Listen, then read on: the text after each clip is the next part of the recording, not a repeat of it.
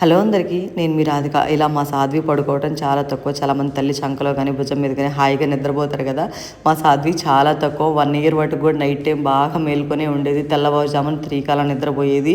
ఎప్పుడో తనకు 2 months 3 months ఉన్నప్పుడు అలా గుండెల మీద నిద్రపోయేది అనమాట కొంచెం సేపు. అంతేగాని అలా పడుకోవటం అయితే చాలా తక్కువ. 1 ఇయర్ వరకు కూడా 1 ఇయర్ బర్త్డే అయిపోయేంత వరకు కూడా నైట్ ఫుల్ మేల్కొని ఉండి 3కి పడుకునేది అనమాట. అసలు మేమైతే షాక్ అయిపోయేవాళ్ళం, ఈ పిల్లేంటి అని చెప్పి. పగలు మాత్రం మంచిగా పడుకునేది.